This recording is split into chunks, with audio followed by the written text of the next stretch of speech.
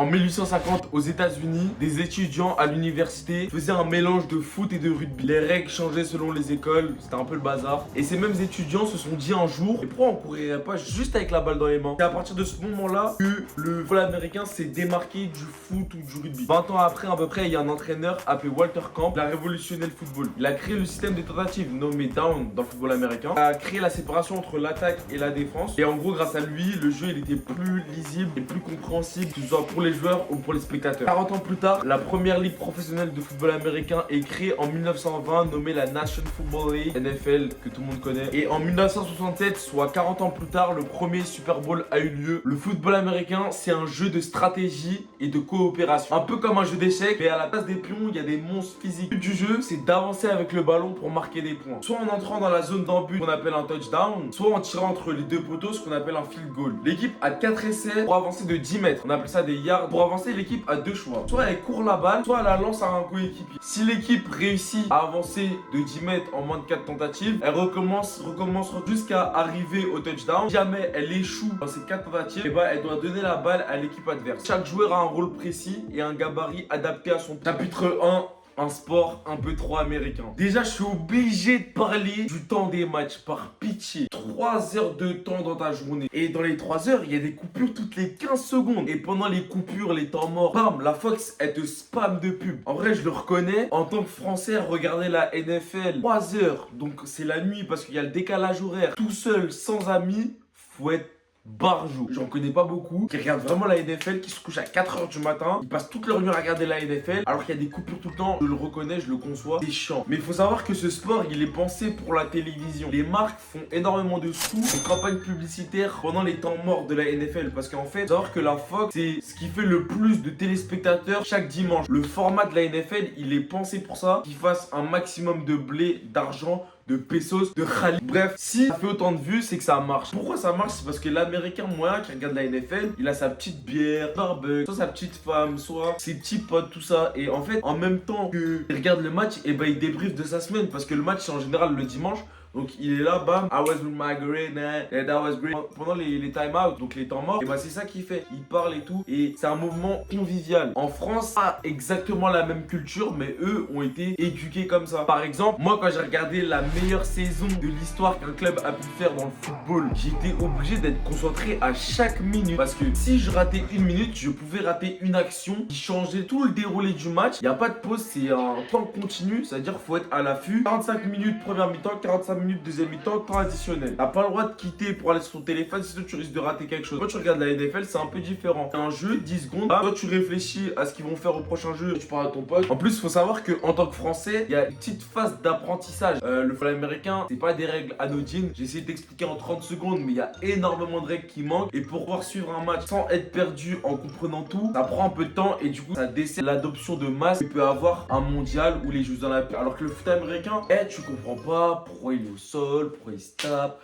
pourquoi là il s'élève. Ça montre encore une fois que c'est un sport américain destiné pour les Américains. D'ailleurs, en parlant de mondial au US, ça existe pas. Le gagnant du Super Bowl, c'est le champion du monde chaque saison. Enfin, c'est le sport le plus patriote qui existe dans le monde. Faut savoir que ça soit au collège, au lycée, à l'université, en pro, avant chaque début de match, ils ont leur hymne national, tout tac tac, drapeau américain bien large, soit l'armée de terre et l'armée de la mer là, les Navy Seals, ils ont une équipe à l'université. C'est-à-dire qu'ils jouent au foot américain. Les représentants de l'armée, tout ça, ils jouent au foot américain. Le sport il est tellement patriote qu'ils ont mis le blast dans leur propre sport. Et il faut savoir que chaque université, si tu fais des études aux États-Unis, ton université aura une équipe de football américain. Et même s'il y a eu quelques tentatives d'exportation, la NFL Europe qui consiste en faire des matchs en Europe, donc on a eu des matchs en Allemagne, à Londres, il y a eu des matchs aussi au Mexique. Ils ont essayé de s'exporter à l'international. Ils savent très bien ce qu'ils font, ils savent très bien que le client, c'est pas les Français, c'est pas l'international, c'est l'américain. Il y a 330 millions de personnes aux États-Unis, c'est les plus gros consommateurs du monde. Ça veut dire c'est là qu'il y a des sous à prendre, clairement. Le chapitre 2, la France n'est pas un bon client. Déjà, le premier problème, c'est que le foot américain, c'est pas un sport de rue. Étant petit, c'est sûr que tu as déjà demandé à un de tes potes, vas-y, viens, on prend une balle, on fait un foot au City, au stade. Ou on prend une balle de basket. Bon, moi, je faisais pas de basket, mais vas-y, on prend une balle de basket, on va au City, on va shooter. Foot américain, tu peux pas faire ça. Il faut casque épaulière, il faut 11 gars de chaque côté. Bref, c'est enlisant et honnêtement, c'est ça qui crée la culture d'un sport, en tout cas en France. Mais du foot, du basket, vas-y, tu sors dehors, tu vois les petits ils font du foot, tu vois. Et c'est ça le problème américain, c'est qu'il n'est pas adaptable à la rue. Et du coup, les gens, ils peuvent pas trop découvrir, ils peuvent pas trop pratiquer en dehors des entraînements. Et déjà qu'il n'y a pas beaucoup de clubs en France, s'ils ne veulent pas trop pratiquer de foot américain en dehors des entraînements, ça limite la portée. Et c'est pour ça que la Fédération française de football américain, elle a décidé d'insister sur le flag et d'investir énormément sur le flag. En gros, le flag, c'est une variante du football américain non équipé et qui peut se jouer à 5, 7, 9 et 11, si je dis pas de bêtises. Mais étant donné que ça sera au JO 2028, la Fédération française de football américain investit tous ses œufs dans le même panier du côté du flag, parce que le flag, c'est un sport justement, tu peux jouer n'importe où. Prends 5 gars de chaque côté, une balle de foot, un t-shirt ou juste du touch et c'est bon. Il y a besoin juste de 10 gars et une balle. Et moi, honnêtement, j'ai du mal à l'accepter parce que moi, j'aime pas faire du flag. Je suis un linebacker qui aime taper. Quelque part, ils ont raison parce que le flag, c'est plus adaptable à la France en tout cas. Un autre problème, moi, ça me rend fou clairement, c'est que la France, c'est pas un pays de sport. Wembanyama, Teddy Riner, ils disent tous le même discours. Il y a du talent en France. Je pense honnêtement, on a le meilleur vivier de talent dans tout le monde entier. Sauf que la France n'investit pas assez dans le sport. Le football américain, ça coûte cher. Une équipe de football américain part de zéro. On parle de 50 balles. La France n'est pas un bon client. Et ils n'ont pas les sous pour investir dans le sport. Et en réalité, regardez le lien d'âme que les Français ont avec le foot. Allez voir le 31 mai 2025. Le foot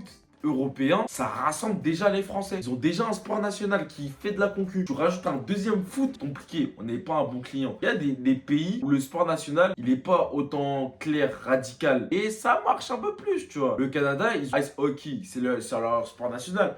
Mais le foot américain, ça a quand même du buzz là-bas. Et moi, pour être totalement honnête, j'aime les deux sports, je suis amoureux des deux sports. Mais je préfère regarder un match du PSG que regarder un match des Ravens. Quoi? Parce qu'en vrai de vrai, le foot, c'est mieux à regarder à la télé. Honnêtement, à jouer, moi étant donné que j'ai joué les deux, j'étais vraiment gaze européen. Bah, moi, je vais te dire que je préfère le foot américain parce que c'est un sport qui est adapté à moi, à ma mentale, à mon gabarit. La vérité, c'est que le foot, c'est mieux à regarder. Après, moi, vu que je suis un Congolais, les Congolais, on a un grand cœur. C'est pour ça que je peux avoir le foot et le foot américain dans mon cœur, à la vie et à la mort. T'as capté ou pas? Le sport national en France, c'est le foot. Aux États-Unis, le football américain. Et ça bougera pas. On le sait, ça bougera pas. On est rendu au chapitre 3. Aux Congolais, histoire d'amour d'Alangaï. Pourquoi j'aime ce sport? Clairement, c'est simple. C'est un sport qui mélange violence et intelligence et ça me fait vraiment kiffer. Moi, j'ai commencé le foot américain à un moment où j'avais du mal à canaliser mon énergie et mes émotions. Et le foot américain m'a permis de canaliser tout ça, me calmer et tout, arrêter de foutre la merde en classe. Et pourquoi je dis intelligence, c'est vraiment quand je fous un pied sur le terrain et j'ai bien étudié mon adversaire, je sais exactement ce qu'il va faire. Clairement, c'est ça. Moi, c'est ça qui me plaît en fait. Aussi, ce que j'aime bien dans ce sport, c'est que c'est un sport qui mêle toutes les qualités qu'un athlète, selon moi, doit avoir dans son panel. Il doit être fort, rapide, explosif, endurant, agile, mobile, avoir de la coordination et de l'intelligence. Il y a tout, ça mêle tout et genre c'est un des seuls sports. Et honnêtement, avoir ce sentiment d'appartenance à une famille, ça rend heureux. Jamais tu passes une mauvaise journée, t'as juste à aller avec les plus fous de l'équipe, passe 10 minutes, bam, sourire instant. Et instant, peu importe qui c'est. En vrai, faut le dire. On fait tout ça un peu pour ça, quoi. Regarde le flow, mais regarde-moi ce flow.